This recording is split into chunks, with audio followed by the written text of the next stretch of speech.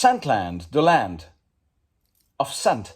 Hello and welcome, it's Chris back with yet another fragrance review, and today it's all about this beauty, released by the house of Davidoff back in 1986.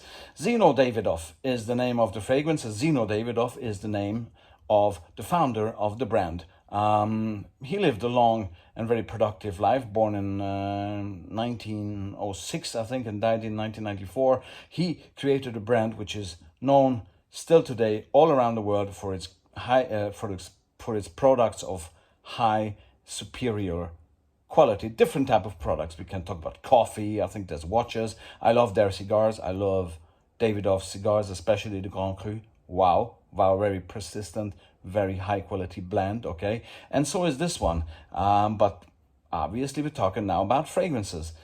Zino Davidoff, the first male fragrance in their line, and I've worn a few Davidoff fragrances that came after this. For example, Good Life from 1998, which was a tremendously nice fragrance. Obviously, unfortunately, discontinued at this point. But Zino Davidoff is still very much around. I mean, the fragrance. Zino Davidoff himself died in '94, but this one carries his name and lives up to it big time, and I'm going to tell you why. Michel Almarac is the parfumeur, the nose behind this fragrance, and it really has a blend that you could call a child of its time. Okay, you can smell that this is not necessarily being released today yet. At the same time, it's timeless and stood the test of time, obviously, because it's still around, not discontinued, and it's very much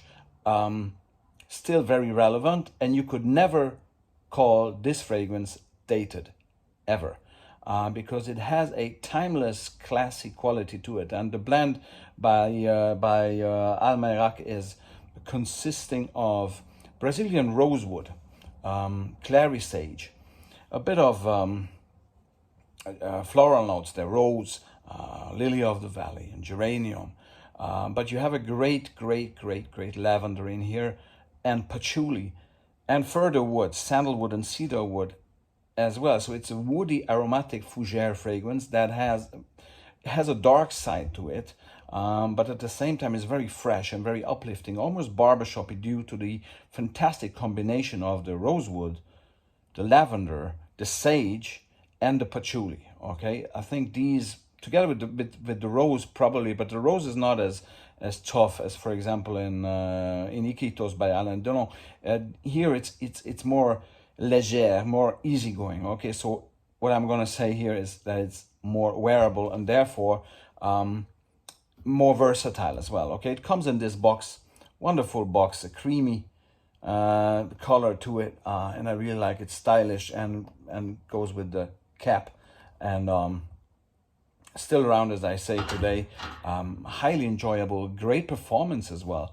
I mean, this lasts you, especially if I do 6 to 8 sprays underneath the shirt, and it lasts me throughout the entire day. And it gives you these whiffs as the development of the fragrance proceeds. It gives you this classy lavender, patchouli, rosewood, bit of bergamot there as well to keep the freshness going.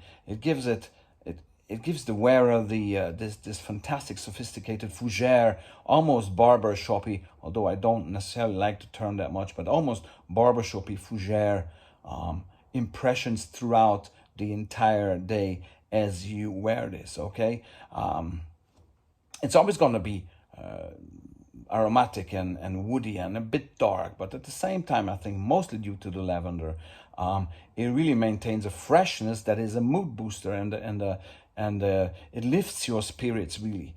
So it's never sitting on your shoulder, this fragrance. It really becomes part of your aura, part of your personality. You have to dress up a little bit at least for this fragrance, okay? So it doesn't go with a tracksuit, okay?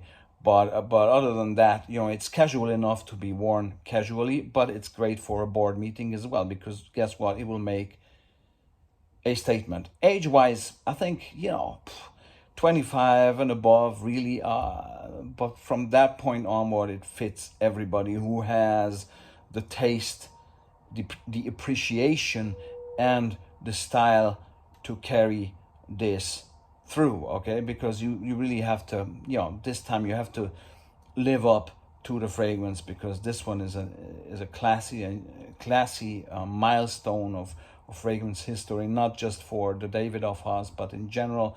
And you really have to have some balls in order to carry this as it should be carried, as it should be worn, okay?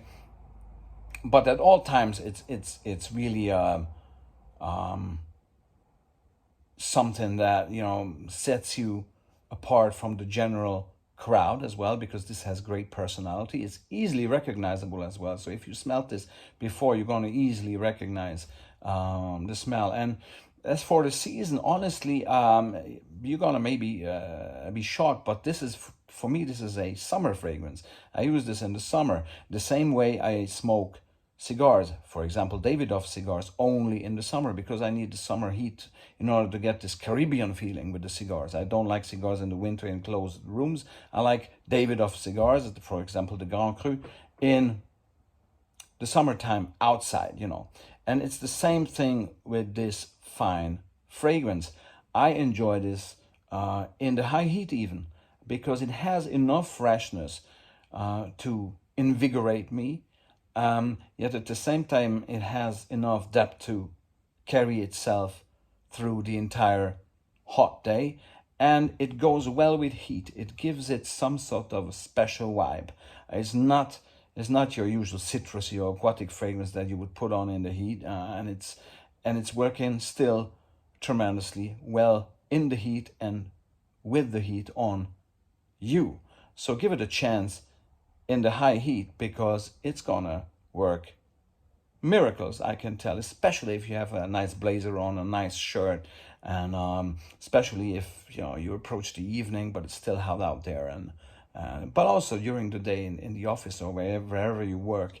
It's just gonna come across as very versatile, fresh, dark, and extremely appealing, okay? So major thumbs up for Zino Davidoff by Davidoff, and I'm gonna keep wearing this summer. I wear this for 12 years now. It returns always in my rotation. I first wore this in the summer of 2010, so I keep coming back to this because it really lifts my spirits and gives me those special vibes that I'm very much looking for when creating memories of a fantastic summer, also this time in 2022. So thanks very much. This was Chris from Sandland with my good friend and companion Zino Davidoff for Men from 1986. This was Chris from 1972. Okay, thanks very much, and see you soon for yet another fragrance review. Bye bye.